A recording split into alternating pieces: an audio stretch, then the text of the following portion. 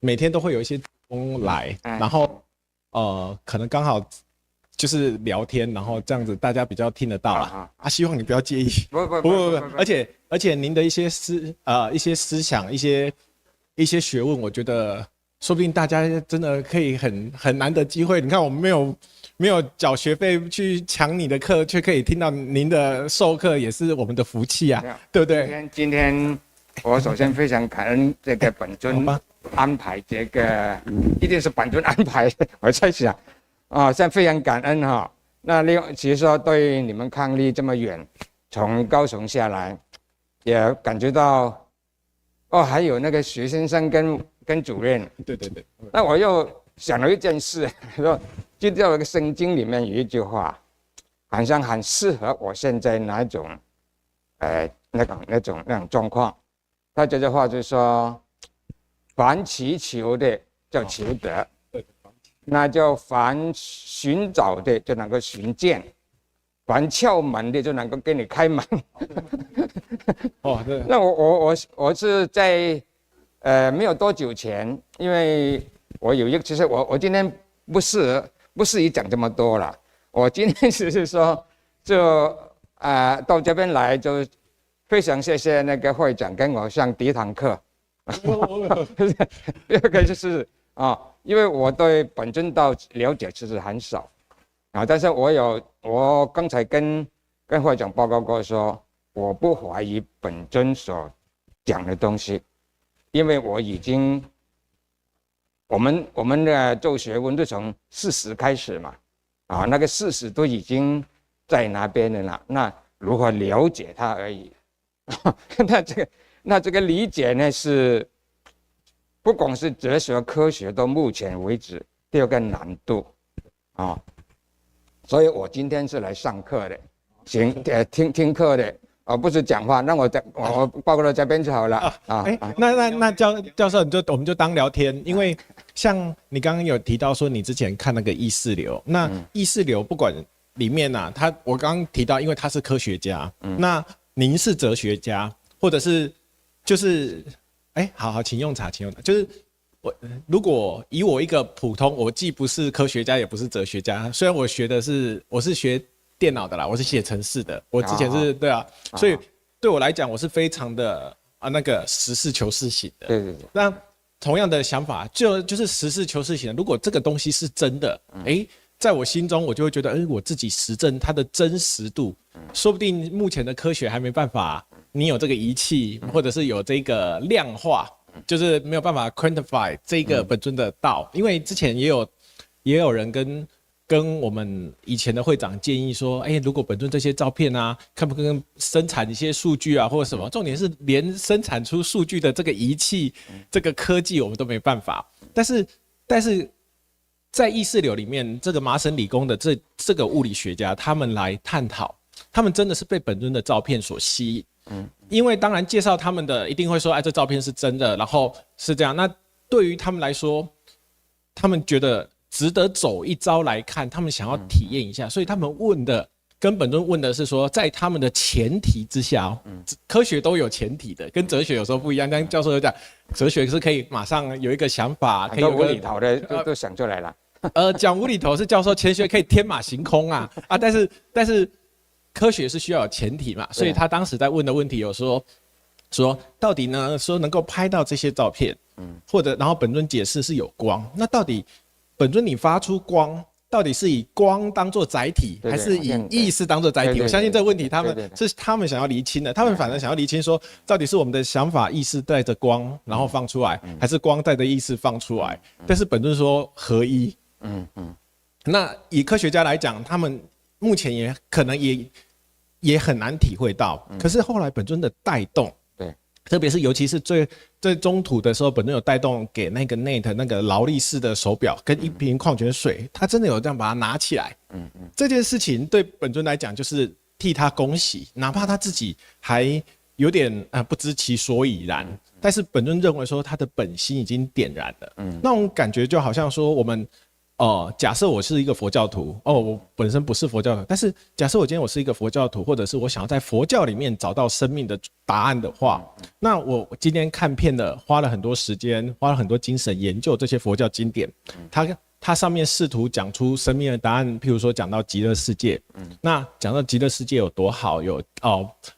七行树、大金地、八宝池，什么飞禽鸟，什么各种，但是这些经典不管大小乘三藏12部经典，它就好像说，今天有一个人告诉你美国很好，那你看了各家出版社的美国的名胜古迹的地图啊，告诉你去美国哪一个的，可是你看了各家出版社的地方，你没去过美国，那本尊的超越性就是，假设就好像比例，就给你一张机票，你就搭着飞机去美国。你就是亲自去实证，所以为什么讲说彼岸的风光一定要自己亲证？所以为什么佛教讲要自觉、自悟、自证、自明？就是你的这个心，哪怕现在没办法量化，万一科学要500年后才能量化，可是我们先体会到说，我本心真的，就像刚刚教授你有提到说，那个里面它那个光是有wisdom，是有智慧的，它那个智慧是可以给我们找到我们生命的答案。因为它实在是太超越，所以在西方人在讲说什么本尊常常讲说，这个我们探讨的这个生命，或宗教探讨的是生命，但是在现代西方文化，它把心理把它给拆解成心理学，就好像说我们的表层意识，然后接下来进入到我们的潜意识，潜水的潜，进入到潜意识。那但是对于佛学也好，或者是宗教的生命的体的话，它是在更深层。那变成说好像光谱一样，一个 spectrum， 它好像一个光谱一样，就是一层一层一层。但是本尊的光啊，或者是不要讲本尊的光，就是这种生命的光、大日的光，它是直接让你点心。所以佛教不是有说你即时豁然，你的心一旦打开了，它就整个通透了，你就知道说原来我的意识跟内在的法性被点燃之后，能够连接起来，形成意识流。就道家讲的，好像讲神通，我里面好像有一个神，可是我要怎么样跟他交流？能够交流到的就叫有神通啊！如果交流不到，当然就通不了嘛。通这个字就是代表是可以畅行的流嘛。所以佛教又把它称之为叫做彼岸，就是我的意识在这一岸，但是彼岸充满了光明，彼岸充满了无量的平静啊，佛教讲的常静我乐都在里面。可是我们不知道怎么样去停靠到那一岸啊，就好像我们天生下来，就好像在海中漂泊，那你也不知道你的出发点在哪里，也不知道该漂往何处，所以佛法才告诉你以法为舟，就是独木舟的船，就是好告诉你我们就听经闻法好了，你就搭着这个船，然后看能不能到彼岸。那这个动词，譬如说从这个岸到另外一个岸，我们都知道佛教讲渡渡这个字用得很好，因为在中文里面渡就是这个岸到另外一个岸啊，所以如果去过高雄西子湾，你就是到旗津你就要搭渡轮，所以巴黎到淡水你就要搭渡轮，渡就是从这里到那里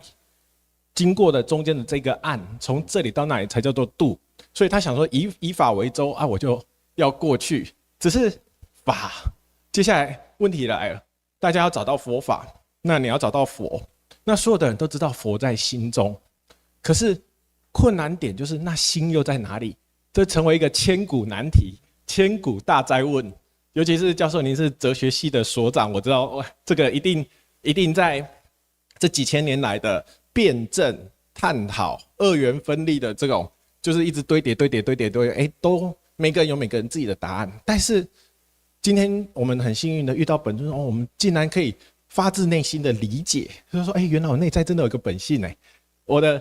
我终于可以，就好像我们终于可以理解到说，原来信佛的人，当他或信神佛的人，他在跟神佛祈求的时候，他的那个接收器啊，那个收发器是我们的本心啊。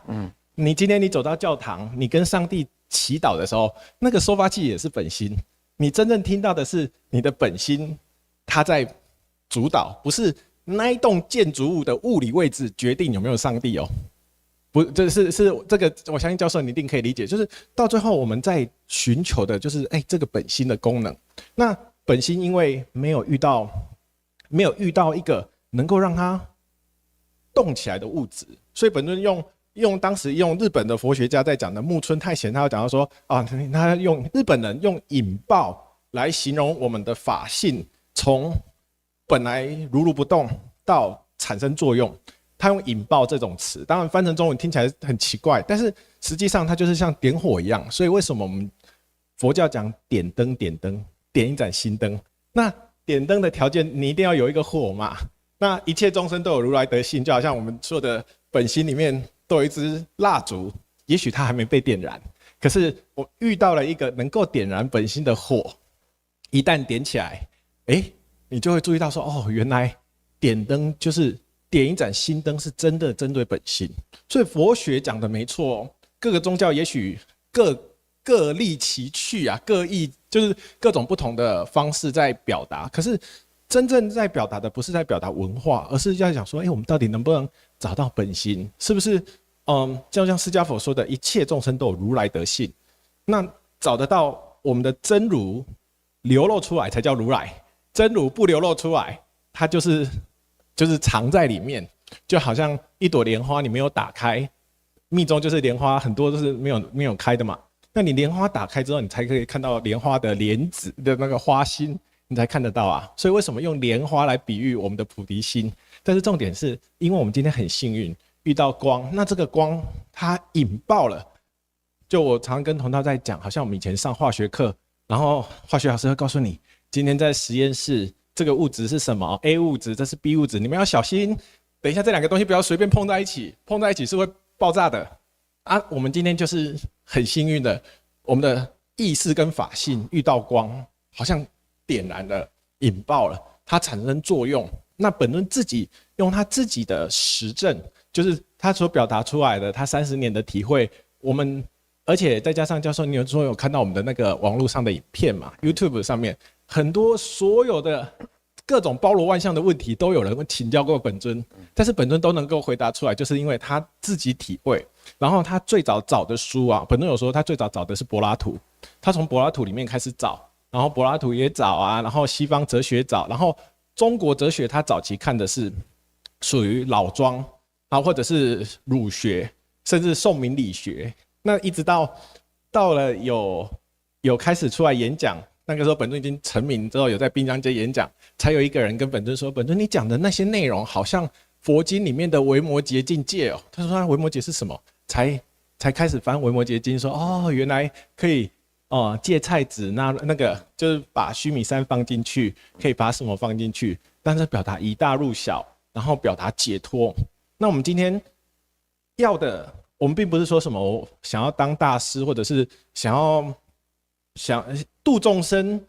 之前，也要先把自己先度得到，再来考虑这个嘛。因为我们一定要自利才能利他，自觉才能觉他。如果我自己都度不到，我不知道该往哪里去，我不能只纯粹把别人的理论，然后囫囵吞枣，所以你前面的人告诉你这么做就这么做，但是前面的人有没有成功呢？我们不知道。目前我们只知道就只有释迦佛成。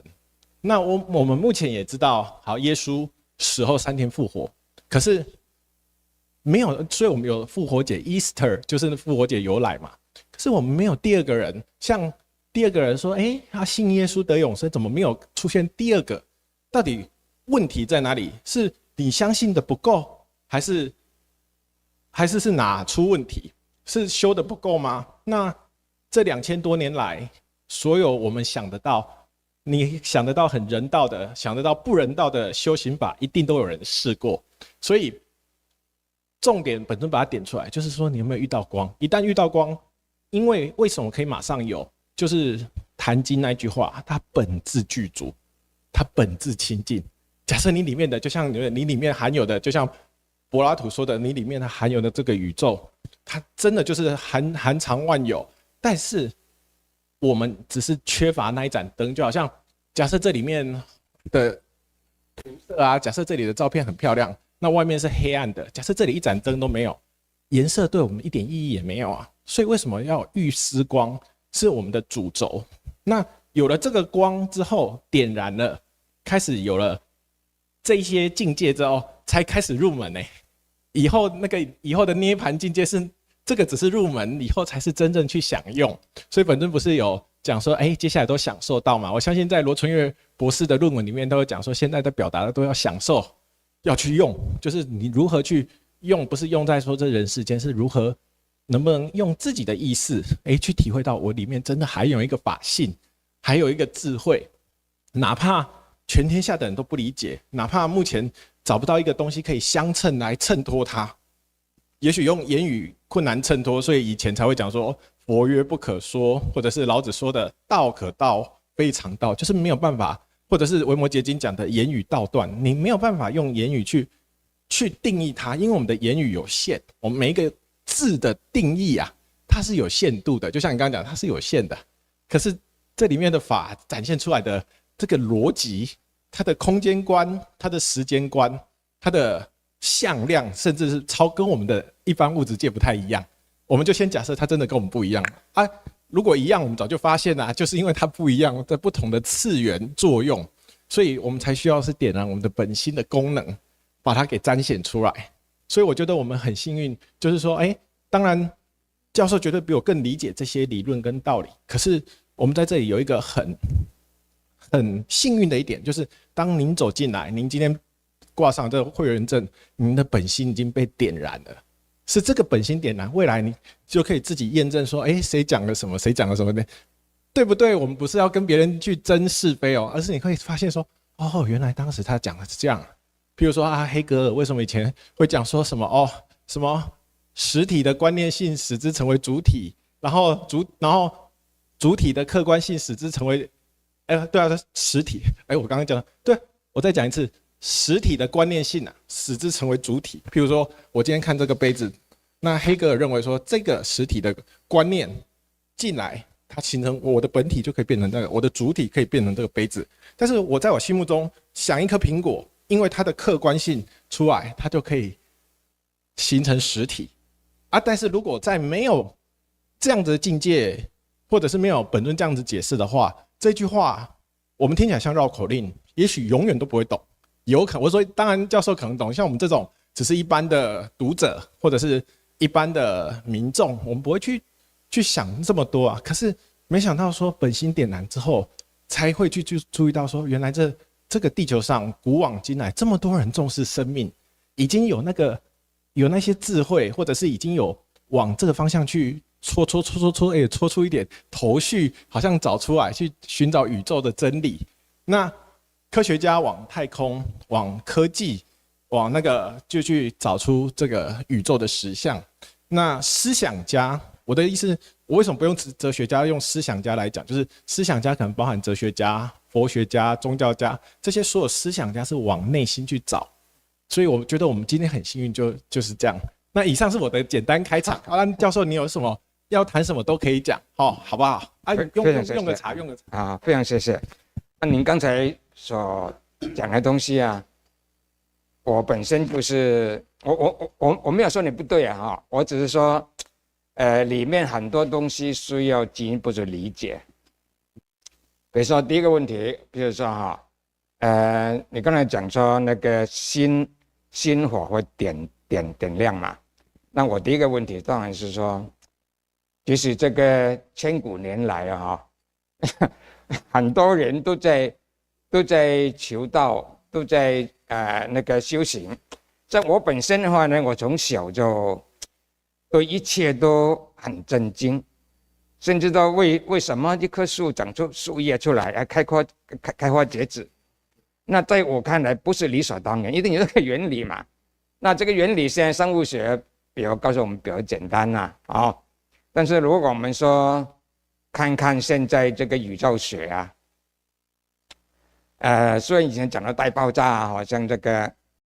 这些好像现在有一个就是微博的那个这个录影机照相机能够看得更远。那不是就是在大爆炸之前都已经有很多东西在了。那你就想说，这个世界对我来说了就是我一直在胡思乱想那另外你回到一个小的原子，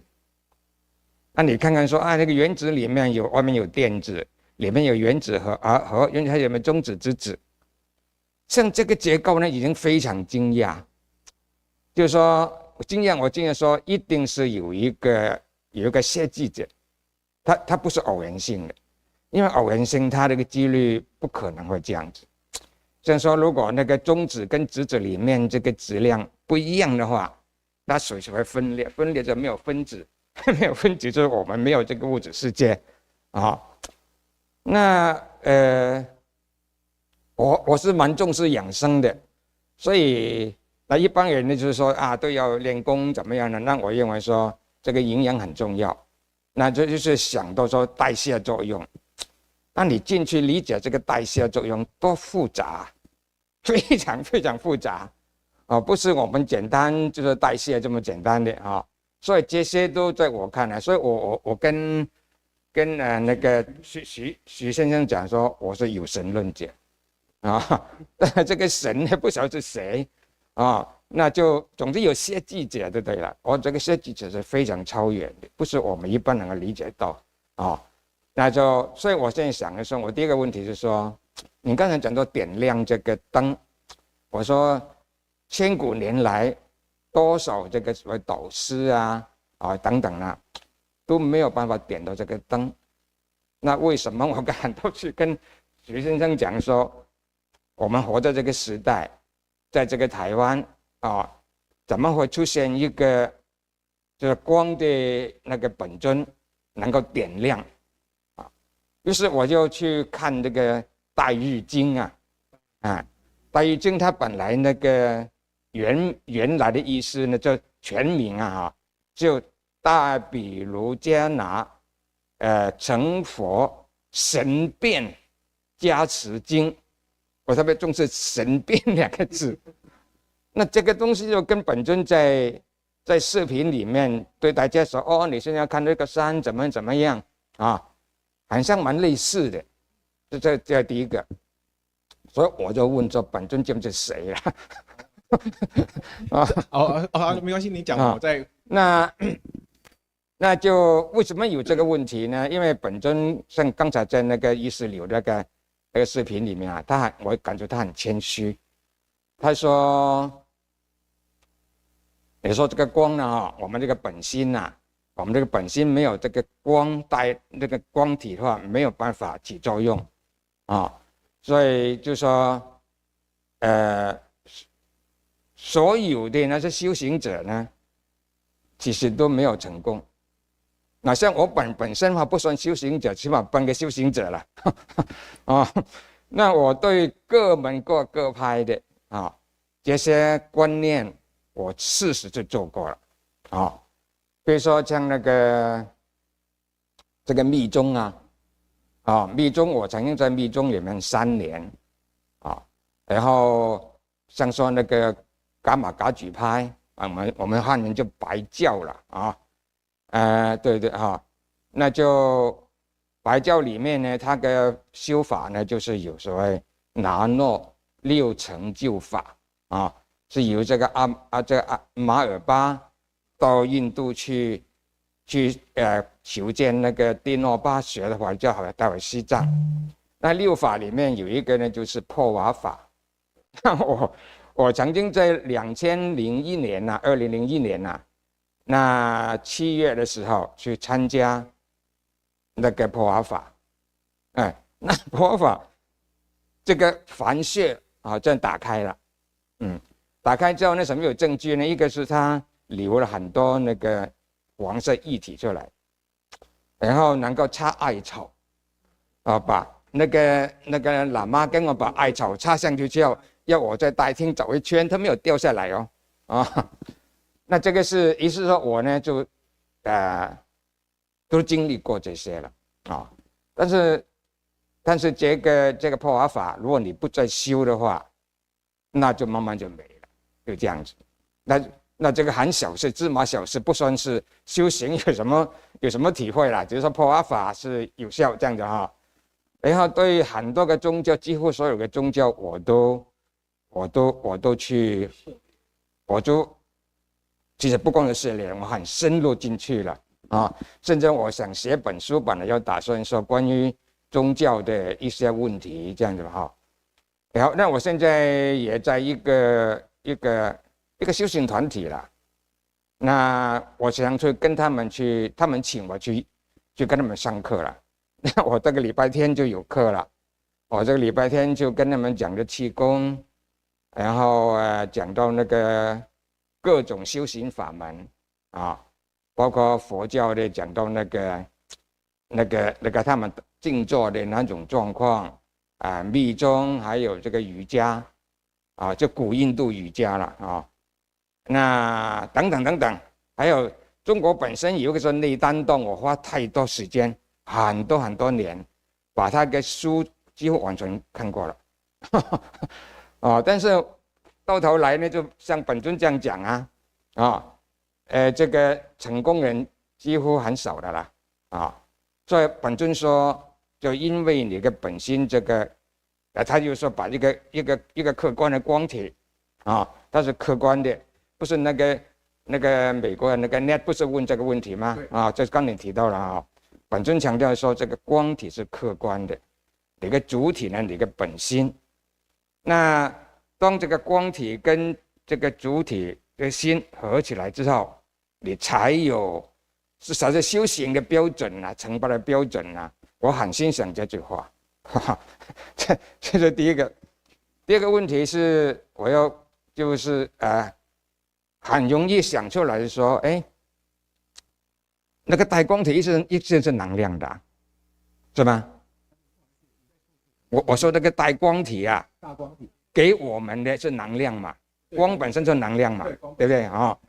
那我这个问题，第二个就是说，像在座每一位都给本尊就是放光的那既然是我们这个法身，因为你把法身翻译成 energy body 嘛，我是很欣赏这个翻译那既然这样，当然很可能不止这个样子了，但起码它有这个性质。那是不是我们每一个人这个能量不一样？能量不一样的话呢，变成我们的法身呢，这个等级不一样。像会长你从小就跟本尊的了，所以等级应该很高了。像我现在是还在门外都没有进来，谈不上本级的0级了这样理解对吗？我就说法身本身有等级，这个。那另外一个问题就想说，法身这个本尊常常讲说，他很谦虚他说他是跟这个这个光体呢有相应有相应。他还在那个视频里面讲说，不是我跟你这给这个跟你这个点是员工跟你点那那我就是不是说这个是本尊的谦虚我为什么这样讲呢？就刚才我提到这个大喻经那个神变那这个神变它里面有一段话是这样子的，就是说这个大喻如来呢，他对讲什么金刚总持金刚手菩萨等等就是来就是要就是变现一栋很高的房子。那这个房子呢，就可以高到没有顶的，宽到没有边的。那里面有很多珍贵的这其中一宝。那这样子很像跟本尊在视频里面所显示给大家看的没有差别了。所以我就怀疑说也是胡思乱想我就会说本尊本身是不是大喻如来那他不愿意，因为在世俗之间怕大家有那种是非好像一般人讲说这个怎么可能呢不能理解嘛是不是为了这个方便谦虚这样讲因为所以刚才我回到前面说，为什么千古以来这么多导师都让我们修行不是成功那因为刚才本尊在视频讲说呢，这个光有没有点亮是作为修行的标准。那我一辈子在修行之后这么多年，我非常认同这一点，所以我没有啊，没有成就啊，失败啊。好，那接下来就是本尊不是很讲到这个相应，那我就想就是说，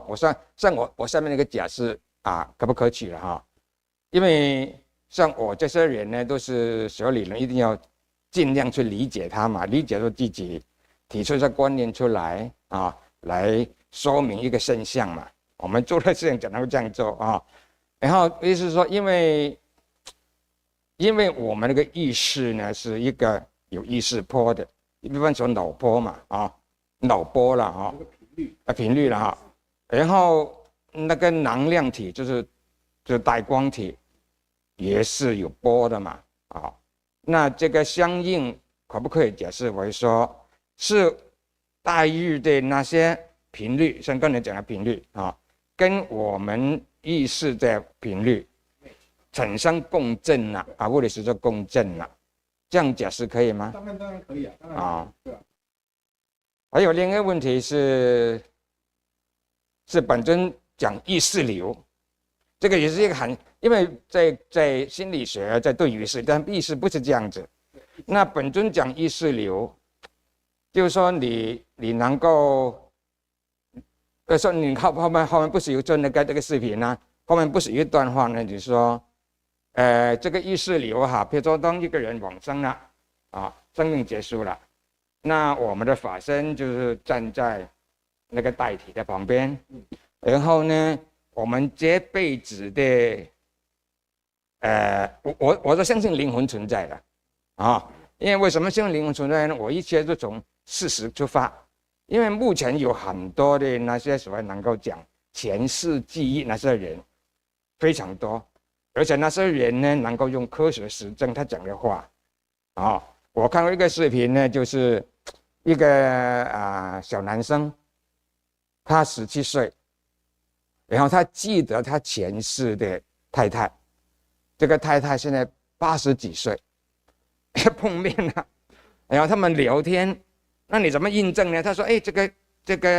个笨斗是我以前做的啊，怎么都认同啊？哦，这个我比讲的这个案例非常非常多，所以说这个灵魂是有的啊，这样子。那我现在的问题是说，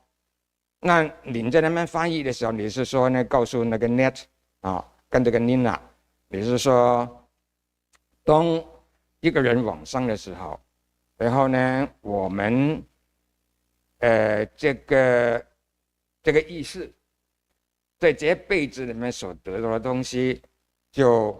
通过意识流，就到了一个新的身体里面啊。那所以我的问题就是说，那这个情况是不是法身跟灵魂不能切断，只是法身是灵魂的2.0版？对，可不可以这样说吗？你当然可以这样说啊，因为不好意思，我先从后面回答，还是要从第一个开始回答？随便。好，那我假设说，像第一题那个教授所问的，他说，就像你讲的，这样千古以来，从宇宙大爆炸以来，为什么就只有本尊可以？就是为什么到底是什么原因让本尊说，就你刚刚有讲的，哪怕是一个原子它的形成，或者是我放大一点，我们宏观来看，我们的8大行星跟地球的距离啊，哪怕这个距离只要有稍微的长短不一，要么就是碰撞毁灭，要么就是脱离轨道就各分东西了嘛。所以这有时候就好像本身在讲的时候，我没有办法代替整个宇宙回答这个，好像到底宇宙是有边还是无边？就像您刚刚有提到一个先记者，到底本尊在52集也有讲过，这是一个大哉问，就是大家都会问的问题，就是说，好，假设不用宇宙爆炸论来说，用上帝造物论，假设是上帝创造宇宙，那本尊就说，那上帝是谁创造的？那上帝的爸爸，那上帝的爸爸是谁创造的？那就是爸爸的爸爸嘛。可是这个会变成一个就没有办法谈下去的一个罗生门，就是所以为什么当在讲这段的时候，本尊引用摩西在沙漠中遇到那个光的时候，他告诉他：“哎，你是谁？”他就回答说：“我是自有、永有、本有的耶和华。”意思是说，他就是本来就长存，他没有什么来源，好像他自己就是在那里。所以为什么庄子那句话“道自本自根，自生自化”？当庄子大宗师里面特别强调说，这就表达道就是天生好像就是在那里，或者是比老子讲的先天地之先，就是那又很奇怪，那先天地之先的先总是就像刚刚教授说的，就好像我们在思想所有的东西啊，譬如说我有爸爸，爸爸总是有爸爸嘛，总是你在无止境的总是可以找得到源头，哪怕说它是猿人进化的、草履虫进化的，我们都还可以给个答案。但是宇宙这个事情，目前在本尊来讲，它就是本来如是，这是本尊给我们的答案。而我当然对我们来讲，我们也在思考，所以我只能说，对于这个光为什么在本尊身上可以产生，本尊也告诉我它就自然在他身上，非常的自然，甚至没有任何理由。本尊也想说，为什么不在星云法师身上？为什么不在圣严法师或正言法师？为什么会在他身上？为什么要让他经历过这些？如果今天在本尊甚至还讲说，如果今天在星云法师身上，或在其他的更有名的大师身上，不是更多人直接可以相信吗？但是他就讲道自然就这样，他跳脱相对入绝对，他不是可被，就像我刚刚说的，他为什么道所有的实相都表达不思议境界？不可思辨，没有办法去议论的那个真实的这样，所以我不是说要敷衍这问题而是当本尊在给我们的时候，他也就直接就他本来就是这样。那我们有时候也问本尊说，就刚好我先直接跳到您的第3题，为什么本尊啊？为什么我们就可以这样遇到你，我们就可以跟着显发？我们好多同道问过本尊，甚至连日本和田先生的儿子也问说，他用日文讲说，どうして？为什么是我？为什么我可以显发？他也没有修行，他只是刚好因为是爸爸认识到本尊，然后一起这样喝茶，然后本尊带动他就真的看到武士拿着武士刀，然后在河边对砍。只是他听不懂本尊的语言，却在他的脑中怎么呈现了这些印象，就自然跑出来。那他自己也觉得疑惑啊。那问了这个问题，就说为什么可以？那本尊就说因为你运气好。本尊给我们的回答就这么简单，所以。有注意到我当时在回答那个 Net 的时候，他说我们要在什么样的心理状态？他用 mind state， 就是我们要达到什么样的状态的时候，才可以跟这个光达到，就像刚好又把你的第4个问题插进来，什么样的频率啊，什么样的共振啊，是不是到达什么程度，那刚好可以跟光产生，不管是共振也好，相应也好，或者是同频也好，或者是什么样，就开始产生交互作用。但是我的回答。讲了 lucky， 因为我当时我回答我就讲了 lucky， 他说lucky， 他的那种表情非常的惊讶啊，为什么会就是这样？因为本尊他就有讲说因为他在他身上，在我们的观念，我们也觉得本尊谦虚，刚好就回答到你刚刚的那个第5个问题，我们也觉得本尊的这个大日就是大日如来，我们的觉得不是本尊是本人哦，本尊是人，父母生没错，但是本尊的这个本心。因为什么原因我们也不知道，为什么是他？那我们跟他接触，就好像我们在想，为什么是我们那种感觉一样。但是这个大日，因为大日本身就应该是大日，是因为密宗，我记得大日或者佛教，他把它给神格化，所以把大日加了如来。那这种感觉就是。因为佛经，尤其是大乘经典，在表达的譬喻，就像您刚刚讲的，都在视线方便，就好像本尊在讲的是谦虚啊，好像这种方便的说法。那大日加的如来也是一种方便，因为大日本来就是应该是大日吧，它不用别的东西去把它给增加它的属性，它还是就是大日。那把它加成如来之后，大家就会有一个内心里面学佛的人就讲说，这个是如来佛，当然他是大日如来佛，也许会有。其他佛法大概这种感觉，可是这种感觉就好像我们小时候，我们台湾人在小时候会哄小朋友念书，那个睡觉的时候，我们也会念故事书啊，我们都会讲从前有一个太阳公公，但是太阳就是太阳，为什么？当我们要讲给小朋友的时候，会讲成说太阳公公，太阳怎么会变成公公？太阳就是太阳，它就是把它是因为借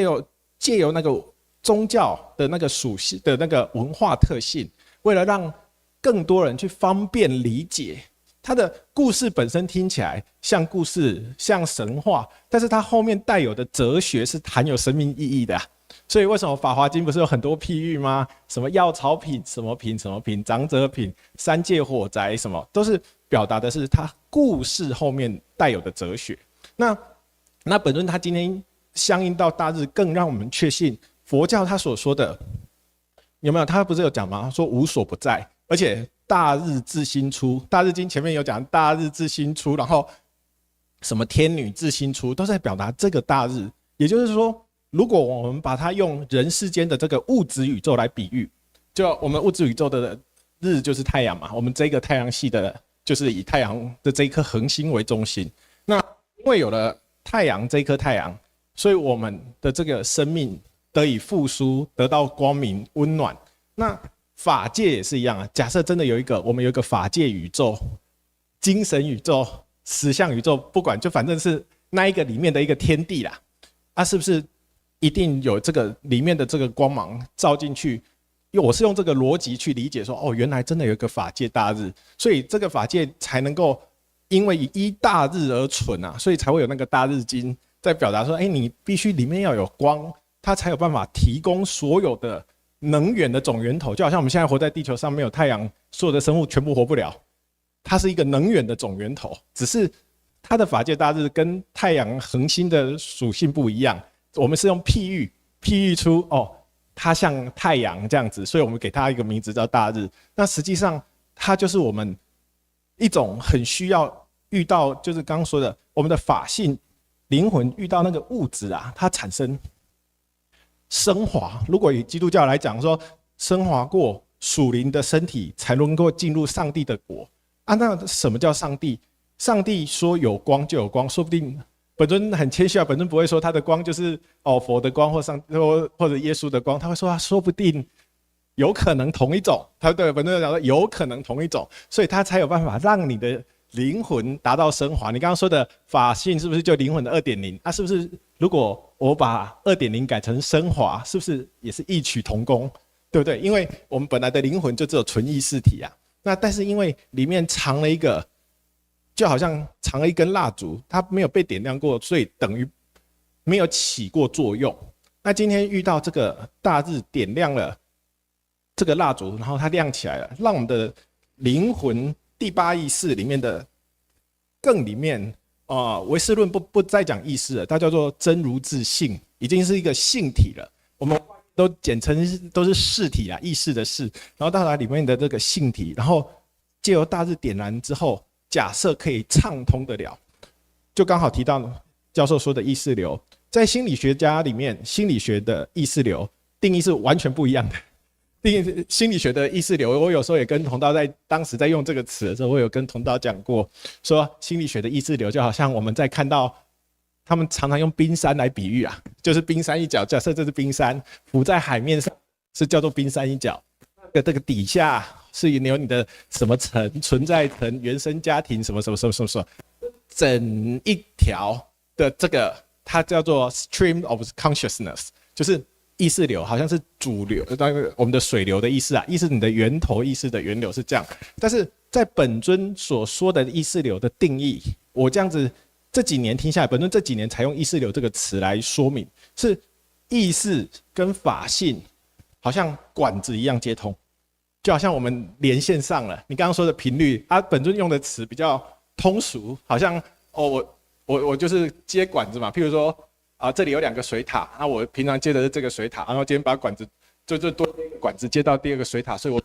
然后也许你是热水，你是冷水，我2个水都可以，就是可以自由切换，是这样子。它本尊是用这个来定义意识流。那未来有了意识流之后，因为刚刚教授有提到，如果教授相信有灵魂不灭，那就应该也会相信灵魂就是意识，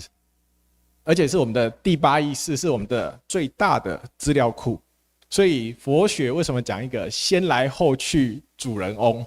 我们的阿赖耶识，它是我们最大的资料库。在生之前的记忆记忆其实都还算在第6而已，然后第7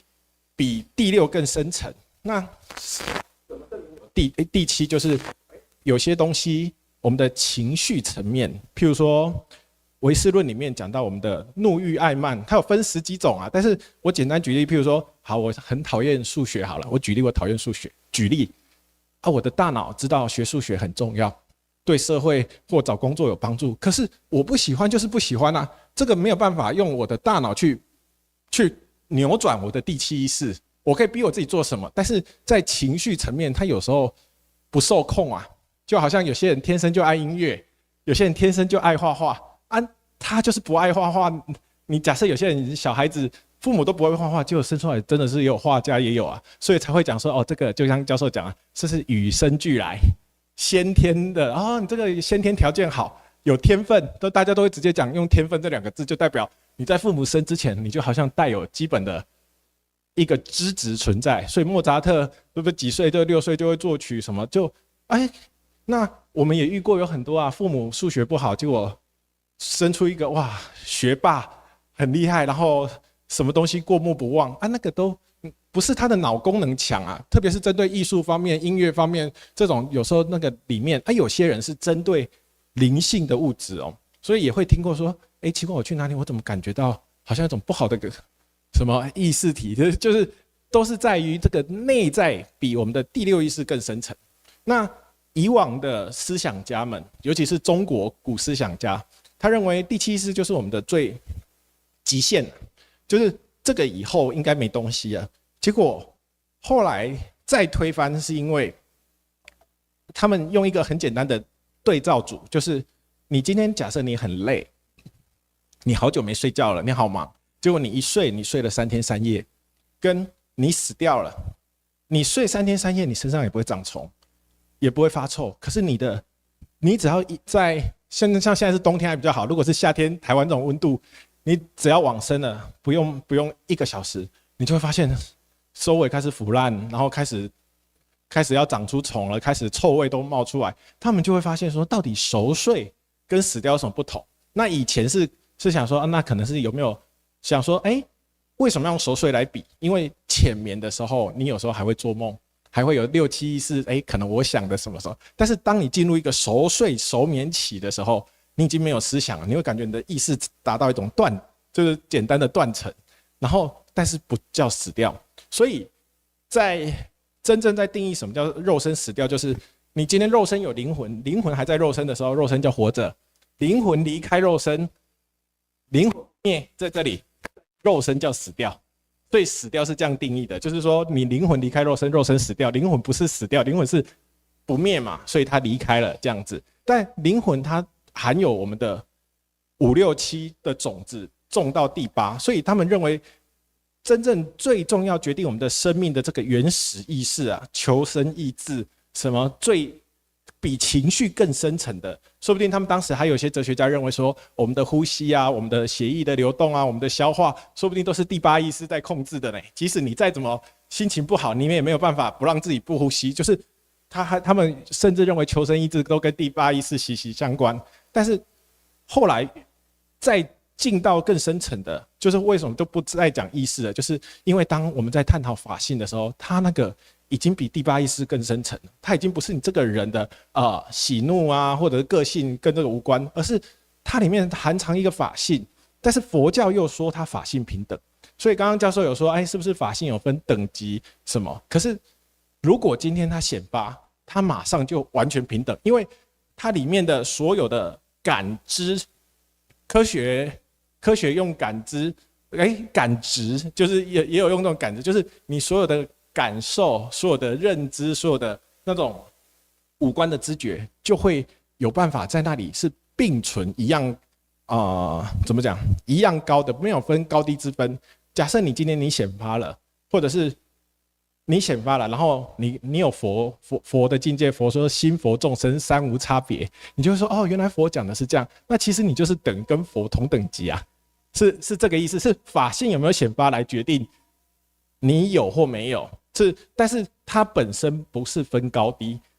高低的感觉是我们当事人，我们肉身的这种感知本身觉得说，我怎么觉得他体会很好啊，我体会的有点模糊，大概是人的这个差别，可是内在它本身的这个来源体是一样的啊，它是法性是共通的，所以它有如来智慧德相，一切众生都有如来智慧德相，这是释迦佛说的，所以就代表它跟如来就是一样啊。啊，你刚刚有提到大日后面加如来啊，假设你里面有一个如来，那它又是同一个东西啊。虽然说如来只是给一个词，但是它表达的就是真如能够流露出来，那就叫做如来，是这样子。所以我们今天刚刚有讲到说，你能够把本尊看作是法界大日如来，我觉得这是真的非常非常不容易。我反而觉得教授您非常不容易，没有那种觉得说哦，就是愿意可以真的是打破任何这个社会上的成见啊。这个 no offense， 因为其他人看到本尊的名字，自然都会有一些成见。对我们来讲，我们是司空见惯，很少像教授这种说，可以从这些铺天盖地的这种社会的刻板印象中去看说，本尊里面，说不定他是大日如来，我们也认为说不定他是啊。本尊也说啊，没有啦，是不是？但你自己显发了，你就知道是不是啊，对不对？到最后我们自己显了，说哦，原来本尊真的是，哦，原来本尊真的是凡夫，只是因为他法性相应到法界大日，也有可能你的体会是这样子啊。但是不管是哪一种方式，你显发了，你就会发现，哇，如实之自心，就是那个真如实在的存着啊。我们就知道我们的本心在哪里。这个就是我刚刚要当然我没有按照顺序回答啦，但是总的来说就是这样子，对吧？所以今天如果说像刚刚有讲我们的徐秘书还有我们的王主任，而且教授你有看过我们的很多影片，就是本尊在讲带动的时候，其实譬如说光是能够讲一颗苹果这样出现，那能够一开始看到在我们的意识的视觉里面好像印象一样，因为在初期我们还是分不太出来到这个到底是法性流露，还是这个是我的回忆，是我的印象。那所以当开始我们在跟同道在讲，包含本尊在跟同道带动的时候，都说你就先把它认同嘛，因为你认同没有受害啊，因为它的流露出来是需要，就好像刚刚讲的意识流一样，它好像是我们的源头法性从水流的上缘流，要流到我们的那个8765观意识下来，它可经过了许多闸门，有时候是我们的想法莫名其妙的想法把它挡了。那今天遇到光点燃了之后，它已经活起来了。只是为什么每个人的体会的程度参差不齐，就是每个人的想法不一样而已啊。但是他的本心是平等，所以为什么当本尊看到对方说，你已经有看到自见其身，本尊都很替你安心。不管你就像教授说的，你很养生啊，也许有些人的环境他没有办法，甚至连养生的能力都没有。也许他每个人的生活环境、空气什么什么，就各有各的造化。但是本尊看出你已经法身孕育出来了，那本尊就恭喜你。就好像本尊生在台湾，为什么不生在美国，不生在什么？我们也不知道我们就只到最后回归过来，我们就很感恩。好了，那还好在台湾，我们都反过来这样想，反正遇到了，到最后更重要的是自己能不能自己也去体会到，去相应，去知道说，这些功能，而且像我们现在我们的同道，以现在我所知道，我们大概是6成到7成之间的同道。他们现在的视觉是可以像这些照片的新的视觉是有可以像这些照片一样，甚至更突破的是这个里面的这个视觉里面的这些形象、这些景象的扎实度，它可以像本尊常常讲的，像量子力学一样，说什么把它凝聚，然后变成更实体化，取代掉你的肉眼的意识。所以本尊说还可以怎么灯按下来，或者是明明前面没有拉面。那个 Net 的老婆她是巴西人，英文讲的不标准，是跟着来台湾玩的。听说之前她说她没听过台湾这个国家，然后也是跟着来的。然后结果本尊变出拉面，她可以看得到拉面，然后她可以感觉到那个企鹅有没有，就是可以做到那个，就是觉得地是冰的。为什么可以感觉到这样？她不会。那种就是本尊就是借由这个带动，因为本尊它跟光相应，所以它就像你说的，它跟法界大日相应，所以法界大日刚好配合本尊的意思，因为大日本身不会增减，不会说只给你不给谁，就是看谁接得到，就是这种就是一种自然的显现。那当本尊讲说，你现在看到拉面，看到那个，他住在里约热内卢有一个耶稣像嘛，然后他也看得到，然后看得到那个山，他就说他都有。反而他的那个先生 Nate 就是，好惊讶，怎么连我的太太她不是学到的都有？这个反而才是人类的一大福音啊！不是说对学到的人不公平，而是因为人的本心真的平等，是怕没有遇到光。那遇到之后，你看，就连语言不通的，然后不在状况内的，他都可以感受到那个拉面，感受到那个企鹅，感受到企鹅踩的那个冰天雪地的那个地板。我印象很深刻，当时我也很替他惊讶，因为我在翻译这一段的时候，我本尊一直希望那个 Nate 有，结果没想到都是他老婆就点头说好像有啊，就是对啊，所以这也很神奇。有时候说不定天部啊，这种冥冥之中在表达的语言啊，跟我们人想的不一样。譬如说我的爸妈是无神论者，但是当人家在30几年前跟我爸出去谈生意的时候，那有人拿了那一张眉心放光照片，就小张的跟我爸介绍，那我爸为了要做人家生意，也就会听嘛。生意当然做生意，我们都人家听，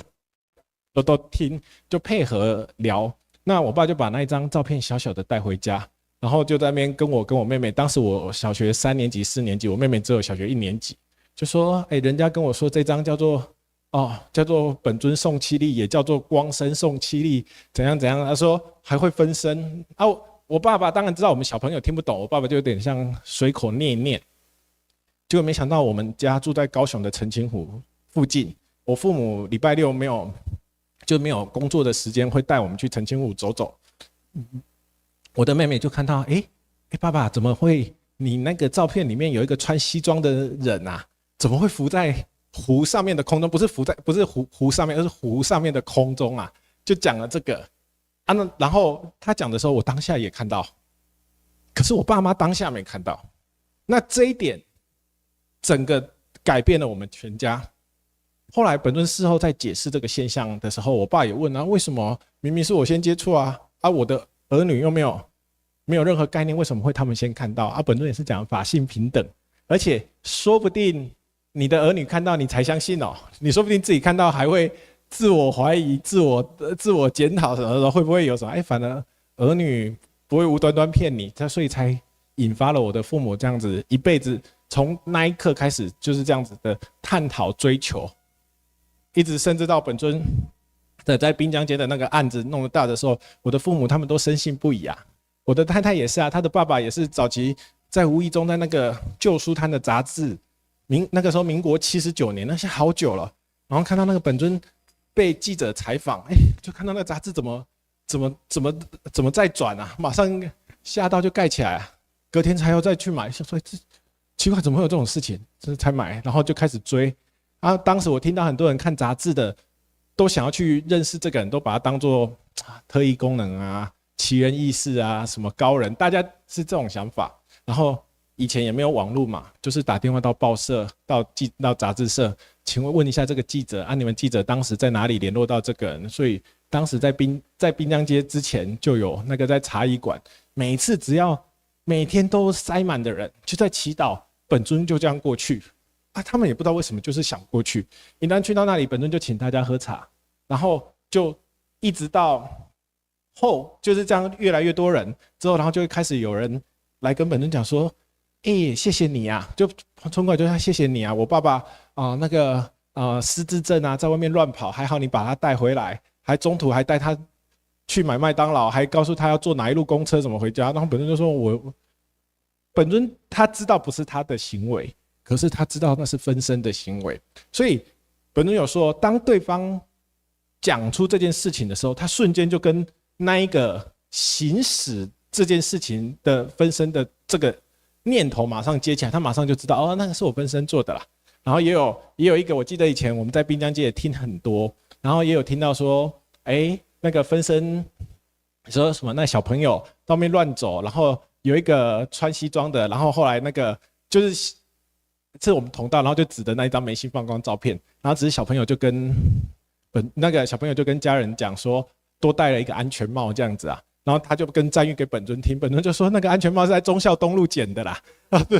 你看啊，在我们听起来是根本是天方夜谭，但是对本尊来讲，好像谈笑风生，好像再自然不过，而且他所有面对5个人、100个人，他的那个念头完全就是您看过那个 DVD 你就知道，都是谈笑风生，各种问题就好像他马上就可以，好像意识就有办法切到跟对方同频啊，就像你刚刚讲的中共的，可是他不会干扰到他的本性，他马上可以知道说，假设我是你，其实本尊每次都说假设我是你啊，其实心都读得出来啊，所以本尊都叫我瑶啊，我相信你如果看 DVD， 本尊会叫我这个词，这是闽南语的阿瑶，就写成瑶仔啦，这是闽南语的叫法。可是我的家族只有我爷爷这样叫我，因为我爷爷是不认识的人，就不认识字的人，他就是从小种田。我们全家族也真的只有我爷爷，我算是家里的长男孙啊，就是我是我们家第一个男生孙子这样子。那我阿公小时候我爷爷小时候很疼我，他都叫我这个，都叫我瑶啊。但是他在我很小的时候他就过世，那没有见过本尊，当然都没有，就完全不相，就是时间都不一样。然后本尊有一次就都叫我这个，然后我心里就在想说，为什么本尊要这样叫我？我心里正在想这件事情。那本尊在前面喝茶，我大概就是像本尊的位置在我这个位置啊，我大概坐在最后那一排那个同道的位置，这样。我正在想这件事情，本尊就说：“啊，瑶，我是跟着你阿公叫的啦，因为你阿公都这样叫你，所以我跟着你阿公叫，我可以当你阿公了。”本尊就这样开我玩笑。可是真的，我全家族真的只有我阿公会这样叫我。这件事情也只有我爸妈知道，而且这不是什么能够拿出来说嘴的大事。可是对于我们来讲，本尊就讲了，他道在表达于大不忠，于小不倚啊，就是所有这些生活中的种种，更是表达这个道大道行走在这个人世间是这么的平易近人。所以当本尊讲说真正重要的，有一天本尊就跟我们讲一句，说如果有一天啊，在滨江街都讲过。有一天，如果你更认识我，你会很怕我，你会更敬畏我啦。本尊是用台语讲啊，做惊我这样，来到就意思就是，因为随着我们后来越来越认识本尊，我们真的觉得，就像教授你说的，我们真的觉得本尊就是跟大光体合一，我们也甚至把本尊就当作大光体，所以我们对他的这种感恩跟敬畏，不是害怕，而是真的觉得说，带有一种我们怎么那么幸运，就像你刚刚问，我们怎么那么幸运，刚好遇到这样，我们也没有修行，我也没有吃素，我也没有参加什么宗教，即使是来到大日宗，也不用特别做什么，然后每个人就恭喜你，相信教授你来，大家也都恭喜你，你点燃了啊，甚至不知不觉啊，就是道就是这样子表达。所以，当我刚刚讲说，回到那样，像比如说我刚刚讲那个苹果，假设教授你的那个印象中马上那样意识的视觉马上出现一颗苹果的时候。那个时候其实呢，基本上就已经有进入那个状况了，对啊。譬如说我现在讲这样有吗？印象中可以想一颗苹果出来吗？好 ，OK。那譬如说，那在一开始，因为我们所有的东西都跟我们的意识息息相关，虽然说好像是意识，我们这个动作我们把它称之为带动啊，就好像说，刚好有这个机会跟您这样子对谈，就这样，就刚好当做一个活动，就是这样子，不是仪式啊，反正譬如说像我讲的，你看那苹果马上切成四等分，马上切开，那苹果就自然这样子化开，就4个等分，连中间的籽质都看得到我没有去强调籽质，但是有些同道它直接切开来就看得到那个籽质，然后意识里面好像长了一个嘴巴，去咬下去，皮有皮的韧度啊，皮比较没有那么脆嘛。果肉是比较脆的，有苹果的香，大家咬下去有一个口感，皮有皮的另外一种口感，然后都咬下去都有感觉，你在你心中就感觉，我好像我的意识好像长了一个嘴巴吃到那个苹果，这样应该教授都没问题。如果那都有办法破瓦法什么，他们好几种嘛，然后破瓦、躲射法什么那几种，那对啊，哪若八哪若六法那几种跟意识都息息相关，可是。现在更重要的是，因为教授你遇到光，现在你的法性正活跃啊。哪一天如果你注意到，包含我们的徐秘书跟王主任，他在跟人家带动的时候，有时候他们那个对方的那个法性有起来作用，其实我们或多或少知道，可是讲这个变得好像我们很自大，可是因为法性平等，会真的会有那个频率啊。灵魂产生那个凌波率，会有那个频率，真的就像你刚刚讲的那个波一样，它真的会产生出来，就会注意到说，哎，你现在看到的苹果，对我来讲，不管教授你看到苹果是什么，可是对我自己主观来讲，我就请我的本体啊，请让我看到跟教授一样的画面，就是会看到那个苹果，可是不会去窥视别人什么有的没有的，而是针对带动。法身不会去做损人利己的事情，是因为法身他没有什么私心、所有权或什么，所以但是针对带动是这个光照出来的一颗苹果，那它就产生功能这样子，或者是教授您的教室出现，您常常就上授课的教室，可能有好几间，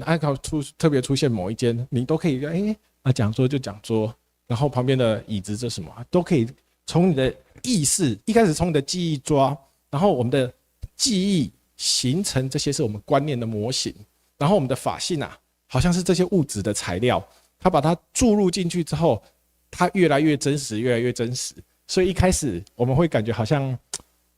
不是很扎实，但是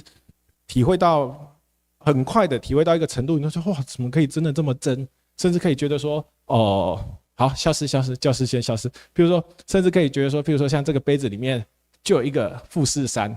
你就可以在你的肉眼看没有富士山，可是意识的视觉看进去，就真的一座富士山在里面，然后就会回想到，哦，维摩诘经芥子可以纳须弥山，就是大概是这样子的意思，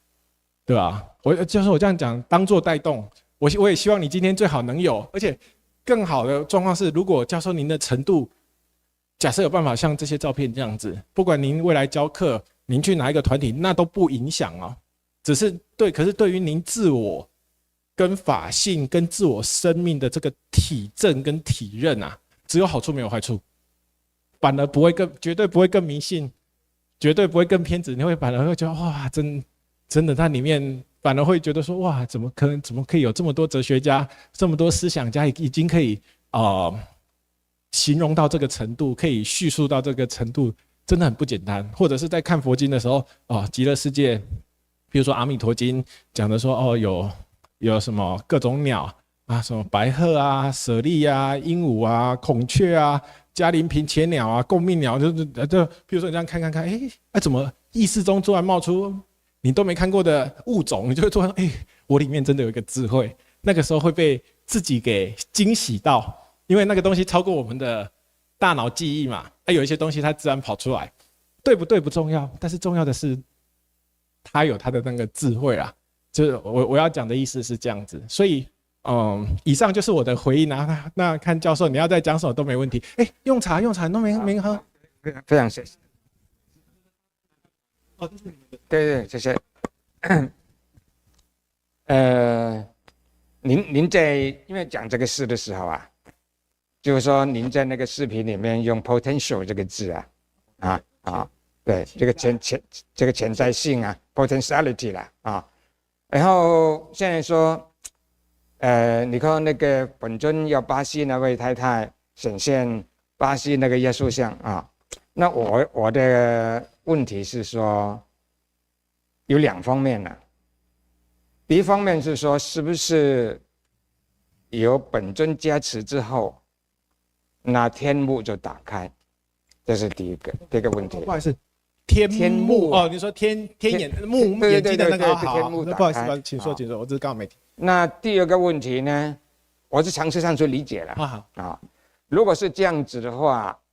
那被本尊加持过的，那是能够看到。像刚才那个巴西位太太的时候，是不是已经进入异度空间？异度空间，你是指说不是我们这个三次元的，不是另外一个次元就对了，对啊。那我也可以想象说，因为我们现在像物理学啊，我们这个世界呢，就由这个物理学里面那个所谓常数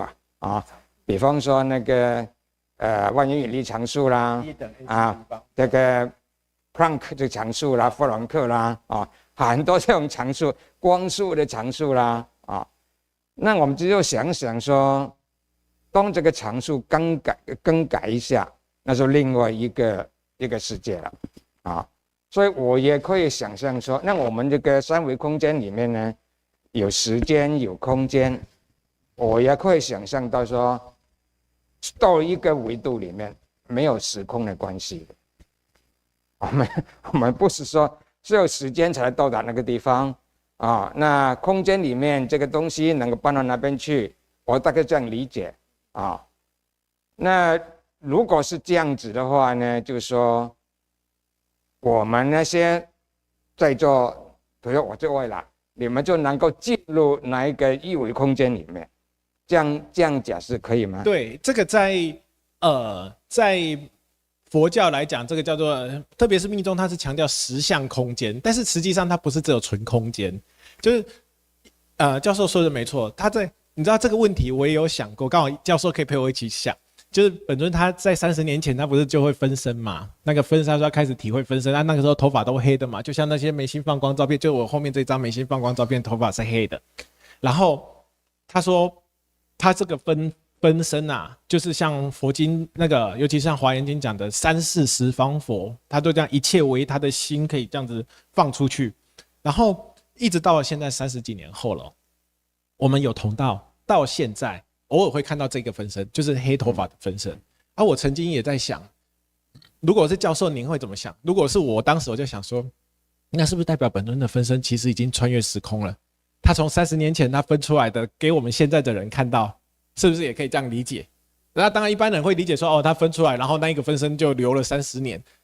或者是像教授您说的，我比较站在教授您这种型的思维方式啊，就是。不同次元的空间跟时间的流动感，说不定都不一样哦。我们的时间是这样子，本尊有讲嘛，就是时间是物理学出来，从运动产生时间，所以古早说什么几游巡，几游巡就是牛车拉一天的距离叫做游巡。那所以用时间用运动来决定我们的时间。可是如果今天是在实相里面，所以为什么讲一个实相世界，甚至。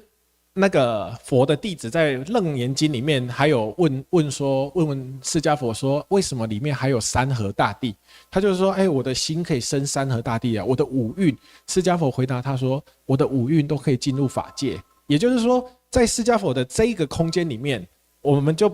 本尊常常用柏拉图的说法来试图让我们理解，它是一个你用理想理行可以去建构的。所以为什么释迦佛的极乐世界就很像是他的理想国？为什么释迦佛的极乐世界会很像他在古印度恒河流域的那些感受？为什么不是？就我们为什么不是那种？就是照理说，我们在想，如果我们今天有外星人，或者是去到外星球，应该是跟我们的想法就是完全是不一样的，或者是完全想象不到。但是为什么释迦佛所建构的极乐世界都有他印度的那些，甚至还有菩提树？然后又有菩提果，然后又有莲花池，然后又遍地黄金。为什么是遍地黄金这种金属啊？因为印度人就是爱黄金啊，他们的婚礼啊什么都是以黄金为什么？所以本尊的意思就是说，所以是你的心能够建构的，这个是法界。也许还有不同的很多次元，但是我们针对法身，我们的物质界、物质身，我们之所以能够在这个地方体会我们这个物质宇宙，是因为我们的物质身目前。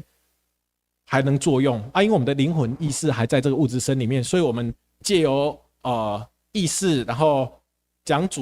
不要讲控制啊，主导主控这个肉身，所以我们可以这个物质肉身，所以我们可以感知这个物质界。那本尊说的是，如果你今天建立一个法身，那法身在佛学里面，你有法身，你才有办法入法界。所以为什么叫做涅槃法身、涅槃法界？所以为什么释迦佛死掉叫做入涅槃？我们一般人死掉，或者是我们一般家里的宠物死掉，我们不能说我家的狗入涅槃啊？为什么？因为它再生没有涅槃。也就是说，对释迦佛来讲，他再生的时候，他就已经建构好他的涅槃法界，哪怕没有建构好，就好像我们在买新房子的时候，我在我旧家还没有坏掉之前，我已经新家先找好了。那对于那平常即使我现在旧家住得好好的，我偶尔我还是可以去我新家看啊。假设我去得了的话，那哪一天真的走到好，譬如说这栋好啊，已经告诉你这是危老建筑了，你必须拆迁了，你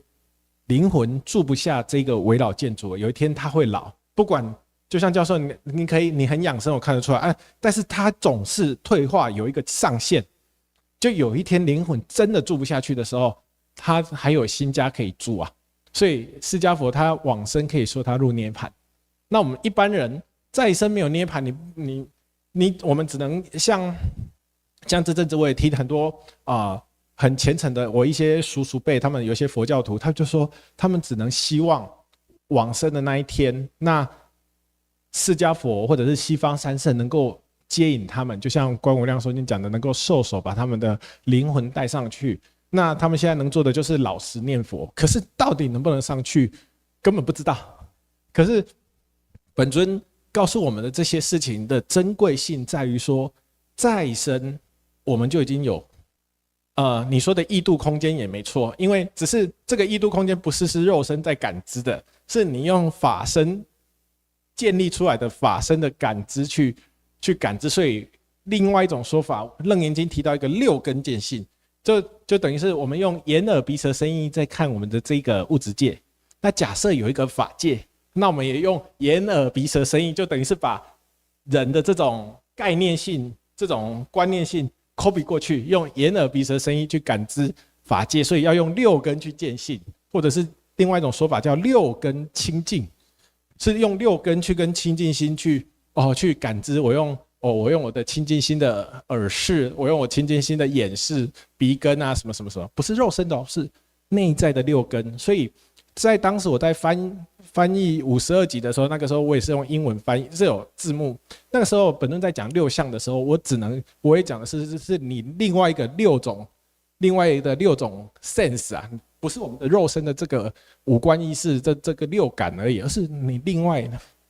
意识所生成的。那后来听本尊讲才知道说，为什么本尊讲说这个叫法身。你刚刚讲 energy body 没错，它有能源，可是在法身里面它还有本尊为什么在中文他选择一个我们早期也听不懂的法身，是因为本尊看了这么多哲学理论之后，他可能采取的法身是最接近他想表达的东西啊，或者是也许法身就是精确的也好，或最接近的也好，我不知道。但是后来本尊有讲圣经，他有讲说属灵的身体才能够进入上帝的国，这个血气之躯进不了上帝的国。那耶稣他建立出来的新天新地，本尊就可以把它串起来。以本尊的体会，本尊直接就讲说，如果你再生，你建立出一个新的不同的次元，是法身所建立的，是不是在你的个人主观感知中，你是不是有了新天新地？而且这个功能可以像耶稣讲的，可以行使在这个人世间，就可以，你就觉得我的新天新地，还会有天国境的这个词。或者是以佛学说，你迷的时候，我们迷惘的时候，极乐世界是几亿恒河沙之远。可是当你悟了，你看中国字很特别，悟就是心中的一个无啊。当你悟了，找到心中的自己的时候，你当下就是极乐，对吧？所以是这样子来。所以你说它是异度空间没错，所以这就是本尊讲的。那个时候我有在那一集有一个纽约市中心大学的一位终身成就奖的一位，他也是教授，他就问了本尊一件事情，说，请问是不是平行宇宙的概念？那本尊就说，对，就是平行宇宙啊。如果教授你现在感知这个物质宇宙，就我们现在这个当下，这是物质宇宙嘛？假设你内心又感知到这些法界的运作，它可以随你心运用，那是不是就等于平行宇宙？同时的话就是要平行啊，你也可以很多叫做多重宇宙。这是本尊当时在说的，它超越0跟1，所以为什么当时在讲说一般这物质界都是相对嘛，不是0就是1。最低阶的机械语言，我们的 on 跟 off， 就是我写程式就是从这样最原始的数学就是从0、1这样子开始的。那但是这个超越0跟1，超越了 A 点到 B 点可以同时并存，就是本尊有讲嘛，包含量子里面的量子纠缠、心电感应、瞬间移动。都是现在量子力学在探讨的，可是法身可以实行更进一步，最新的量子力学探讨到意识在作用，跟这个量子产生息息相关。所以本尊就说本尊就说哇，那他这个也很超科学啊。可是本尊更希望的是，在科学界还没有研究出个定论的时候，我们自己先有科学怎么样交给科学家，交给学者们。或者是未来的发明家，他们发明出什么仪器，理论家什么样，但是我们自己先有先自己体证好。那你自己体证好，你看释迦佛为什么大家都愿意拜他？因为他解释出生命的答案，他开启了一条就是往生之后的一个就近答案哦。释迦佛不是教你怎么赚钱，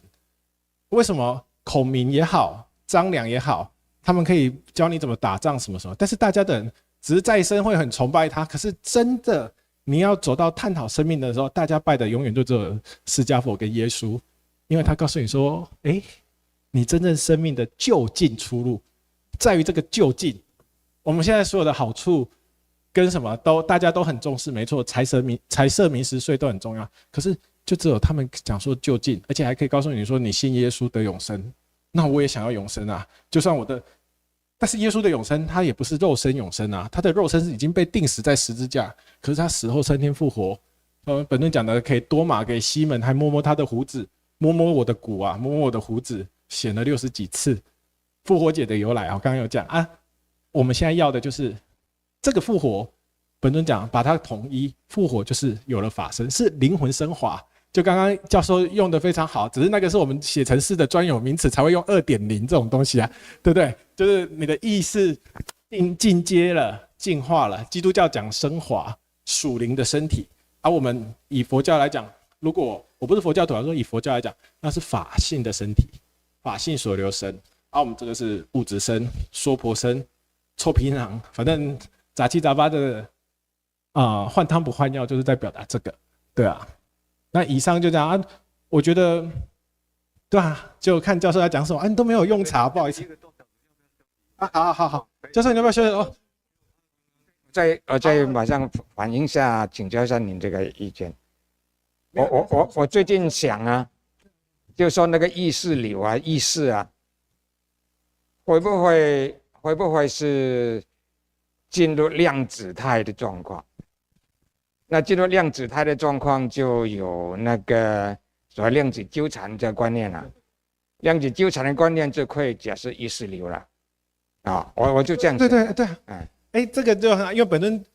我们反而刚好跟教授您相反。当本尊第一次讲量子纠缠，我们还在想说什么是量子纠缠但是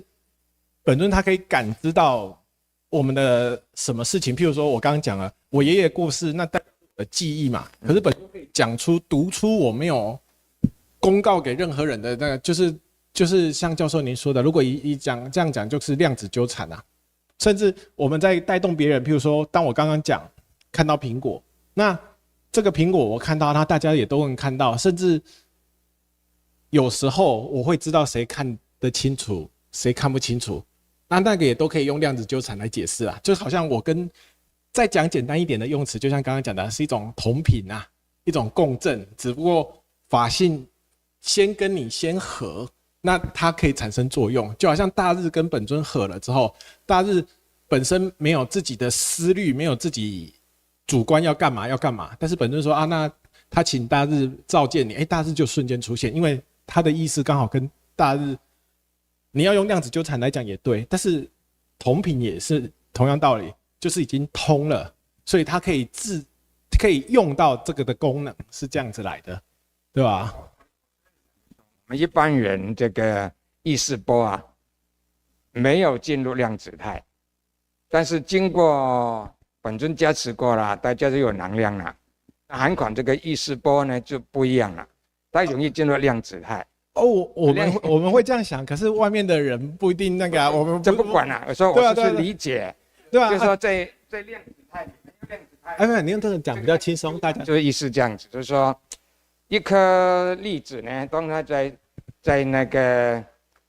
衰退的时候，它就变成2颗 A 跟 B 啊。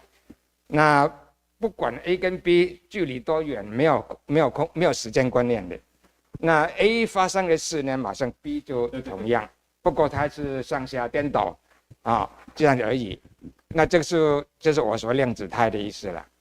对啊，教授我理解，可是一般人，这也是我也把这个回答完就好。他们要上洗手间也没关系。我的意思是说，譬如说，我们讲一个最简单的例子，我们讲母子连心好了。譬如说，我之前我在国外读书，那有一次半夜我突然肚子痛啊，我不知道那个叫肠燥症，其实没有什么问题啊，就是可能吃的急，还是准备要做论文了，所以我就可能睡不好，很紧张，就晚上突然莫名其妙肚子痛，我也没吃什么不好的东西，就肚子痛。然后后来我的室友赶快就陪着我叫计程车就去急诊，那检查也没怎样啊，就真的做就是检查，然后我就出来了。然后到了早上，医生给我开了一些止痛药或者是一些肠胃药，就叫我就是吃一吃，没事就不用回来了嘛，大概是这样。但是当天早上我打给我妈妈，我就习惯打给我父母，就说啊妈，我刚从那个医院急诊回来啊，就是折腾了整个半夜啊，现在是早上，也是台湾早上，所以我才敢打电话给你这样子。我妈就说她昨天晚上整晚都不舒服，但是这个不是只有发生在我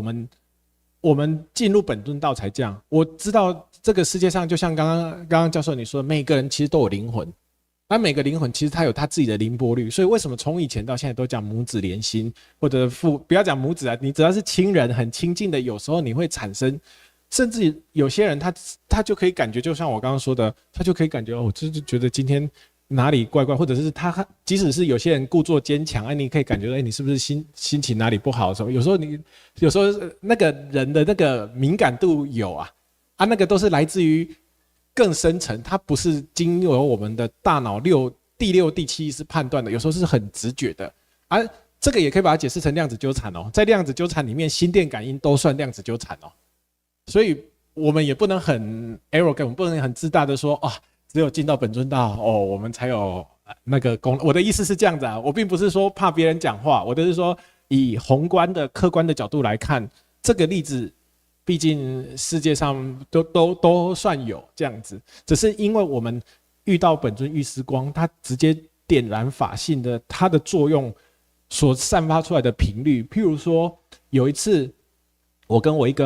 我的亲戚，然后他找一个朋友，不知道为什么会有那么奇怪的邀约，他就是说他的同学心情不好，然后就想要找我讲，就是他说他就找他同学来跟我约在咖啡厅讲话。我说这是什么邀约？然后人家也愿意答应。结果后来是一个女生，一个小妹妹，还在读大学的小妹妹这样子，刚毕业还在读大学。结果我在咖啡厅里面，那我的亲戚去外面接她，从门口走进来哦，他就这样看了一圈，他说看到我的背影他就哭了，然后他就知道一定是我，因为咖啡厅满满都是人，很吵啊，但是自然就会有这种感觉。那我就告诉他说，哦，我就很半开玩笑告诉他说啊，因为我的灵魂点亮了啊，所以你刚好正在处于黑暗中，所以刚好看到特别兴奋。我也只是这样讲啊，可是我也不是夸大其词啊，因为我自己知道我内心遇到光它是亮的。有时候对方就像点火一样，他有时候肉身不知道，这样子接触，就好像教授你这样走进来，你也不知道你已经点亮了，我们知道，可是要你当事人自己体会到很扎实的时候，或者是要扎实到一定程度的时候，你就会察觉，真的我当时就已经点亮了。未来哪一天你就会知道说，他们当时讲这个不是要让我哄我开心，我们也没必要哄你开心啊。这个就是我们针对现实面讲嘛，所以刚刚你教授您讲的例子，我也不会说就只有我们好，别人都差一截，不是这个意思，而是真的人人都有本心，那个法性平等，真正体会到之后，你会发现说，难怪为什么本尊这么谦虚，他会知道，就有一天你会知道说，我们人的功能有限，我们人像我很努力运动，我努力健身，然后想办法活健康，想办法把经济状况顾好。让我生活少烦恼，可是生命这个问题真的很现实的，需要用光来点燃，你才知道什么叫明心见性。你没有光就没有明，就没有办法明心见性。所以有光才有明，有光才等于有明嘛，没有光就等于无明啊，有光就等于不无明，就是这样子意思。耗大家太多时间了。不会。在座每一位都是我的老师啊，打解为师嘛。那我是还没有进门，所以说大家最好，如果大家有时间，要不要每一个我们彼此互相讨论？对啊，都可以啊。那教授，我只要问一个问题就好。譬如说我现在讲，譬如说像我先讲简单的，譬如说哎，您认识徐先生跟我们的王主任吗？像他的样子啊，现在站在我旁边这样子，你思想的眼睛把他 copy 一个过来，这样可以吗？可以哈。旁边再站王，但是不具体，就是 image 而已。image 没关系，就我刚刚讲的，刚开始他一定要先从 image 下手，因为我们的法性一定要借由你这个观念的模型当材料，这也是亚里士多德很重要的概念。你一定要有一个形式音嘛，你那个有这个形式之后接下来这个材料音是法性注入进去，或者是他们讲的第一音，就是这个最原始的源头。那如果说你就像自然就会清楚，譬如说像那旁边在站着王主任，两个人站，你看他们这样笑脸迎人，可以啊，可以哈，来，再多站一个我，可以啊，可以有哈，都很清楚啊，来，要想象就可以了。对啊，那你看那可以，但是你注意眼神会很，有都有吧？可以想象啊，对不对？因为诸佛正片之海重新想生，未来你的就是要想这个字啊，中字就是心成相。也是你的心呈现的，所以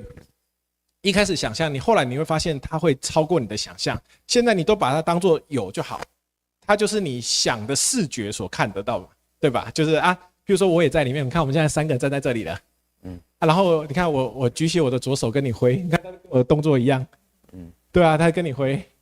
然后他说教授欢迎你来，你看我不讲这句话，你看他用他再讲一次这个声音，有这个声音都有。就是你如果有办法，就像你讲的，用想象的，它就有办法成。有些没有办法成，它就会察觉出来，这不是想象的，对吧？就声音都有嘛。你看，然后你看我们的徐先生、徐秘书，他的笑容可掬，他的笑脸都很，他很帅啦，对啊，很帅啊，对啊，很帅。看这样笑啊，你看他们这样看着，再接下来出现你跟他们这样。出现另外一个你，我换一支麦克风，就是出现一个你，然后那个，好像跟他们握手。来，徐先生伸出，你看你这个视觉这样看过去，你看到自己的背影跟3个人嘛。那徐先生主动，帅哥徐先生主动伸出手来，你看他跟你握个手教授你来了，这样子，你看他那个笑容跟他的声音，你虽然现在听的是我的声音，可是他讲的是他的声音哦。声音我想不是，但是动作可以想象出来。声音还不清楚吗？再听一次，我再试一次，好，再一次，你看就是他的声音这样，就是那个笑声，他在跟你打招呼中，我听得很清楚，含有一点就是很笑容可掬的声音，这样子，有吗？声音还是没有？那不然有啊，不然想象不然换我，来，你看。你就看到我的样子，然后就突然讲了一句换我，他就讲换我，你看换我跑出来跟你握手了，你看我就讲换我，你看他还注意到换我，好像换我，你有注意到吗？这个动作好像我们在看很无厘头的那种感觉，看就可以了，教授你可以对啊，这样子就我刚刚讲的6根见性就这样。那刚刚你讲的声音不清楚是一个很大的一个关键，就是我们很多同道也许想这个清楚，然后到某个程度他是想不清楚的，这个时候我反而会恭喜他，你终于察觉出来有些东西不是靠你想象了。当我们今天讲说什么，那未来教授你就记得你现在的这个感觉，等你听什么都清楚，看什么都清楚的时候，你就知道说里面已经有掺有法性的功能，它补足你想象所不能达到的地方。因为曾经在某个阶段你是想象只能到某一个上限，我们的想象是有一个线，就会在体会的过程，反而是一开始讲什么他全部都有的，他比较难体会说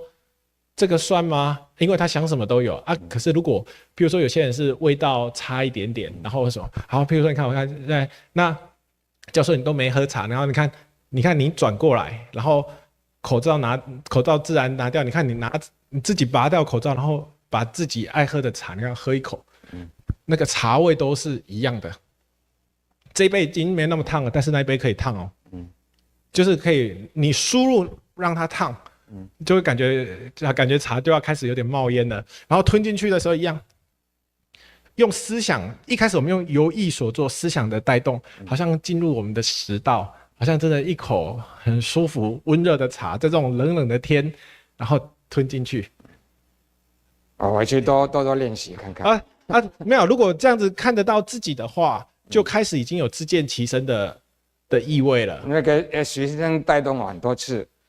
那我有一个算什么呢？就有一个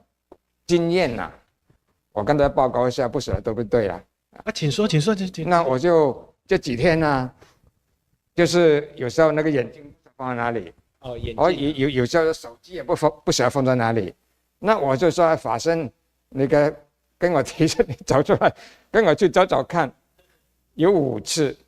结果很快我就找到了。就找到了。那这个不晓得是不是偶然的？不是所以我们在体会这个时候，因为我们在初学或初体会，我们都会这样想。但是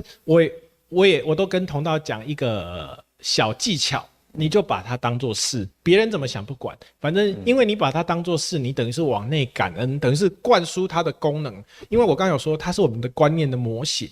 你认同它的能力的时候，它才能够越来越随着你的意识产生功能出来。所以我们只要往内感恩，你不会吃亏啊。譬如说，教授你这样子跟我讲，就会长告诉你说，把它当作事，你并不是被我骗啊，你也没有受损啊。说不定你这样子都把它当作事，然后你往内感恩，你的法性等于是好像被灌溉，更好像就是它的显发，你都更注意到它的展现，突然崩然大开都有可能。对，所以任何这种我们都往内感恩，不是去。也有一种比较麻烦的是，有一些这种状况，我也讲给教授您听，你也听听看，因为我真的遇到。他就说：“好啊，那本体，那法身啊，那你给我6个号码，我晚上去买乐透，买那个彩券。然后如果你很厉害，你就让我中，结果都不会中，然后就很灰心。可是我刚刚有说，我们的法性它不是为了要说服我们这个肉身的这个主观意识来证明它的存在，通常它在表达都是它的智慧啊，都是针对生命、针对那个体会，它没有必要取信于肉身哦，这是一个很特别的，它跟我们想的不一样。如果神啊有佛啊，如果你今天帮我什么，我就来相信你。可是这种条件交换，甚至讲严重一点的情绪勒索，这种其实在法身它不是这样运作的啦。反而是你只要注意到它就是你，然后它里面含有你的智慧，你只要把它当作所以为什么他讲说以前本尊讲以本体为主，是心是佛，是心做佛。如果你把里面当作是你的神、你的上帝，你绝对不会把它当作是你的小弟，是你会注意到说，它里面是我生命的主宰哦，然后你就注意到有它，我好就觉得我好幸运，我遇到你了什么，但自然反而这样子展现的大。如果都是条件说的话，那个法身不会故意，他不会为了取信于你，然后来完成什么。他如果真的要动什么，自然会成。那有时候在小事情，就像刚刚教授讲，找眼镜、找手机他在表达的时候，我们都感恩就好啦。他愿意满我们的愿，我们就感恩。万一有些事情，譬如说我刚刚讲的有些什么希望我的儿子都第1名，希望我的什么的，那有时候不是，那个人世间的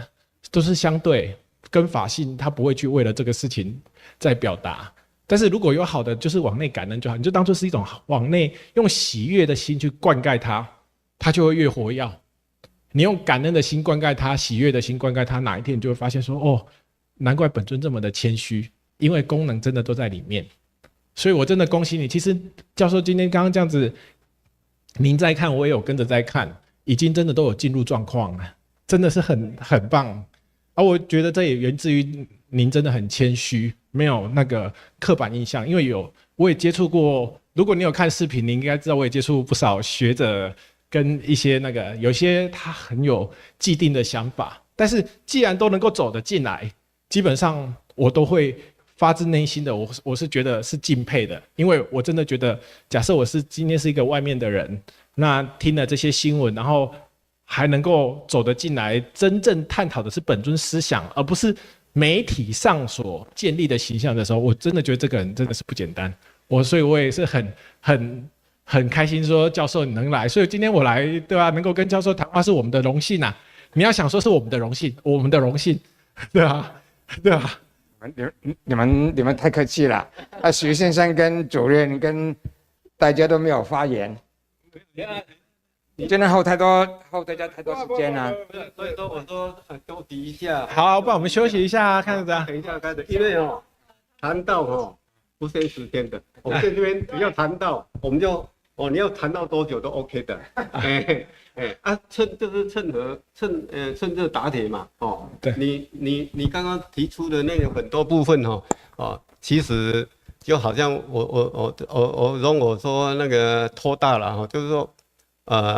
好像遇到知音的感觉，因为你所表达那些细节呀就像你说那个树为什么会长，以前我们大家都有同样的这种问题为什么会这样，为什么会那样像刚刚你们在谈的时候，我就想到一个部分，就是说，因为从小时候就是说我们在学物理的时候，就说我这个什么光速，这个哪一颗星要几光年几光年，但是我是奇怪的，但是我眼睛一睁开我就看到了，那这个是怎么解释？以前我就有这个心态，那个想法那后来遇到本尊的时候，这个就解开了，就你很多的所有的一些过去的一些那个细节呀，你所想到的解不开的，听本尊开示后，你就觉得你什么都开了因为万法唯心好 OK。好，不然我们就要休息一下，大家可以用个茶，不好意思，我都没有让。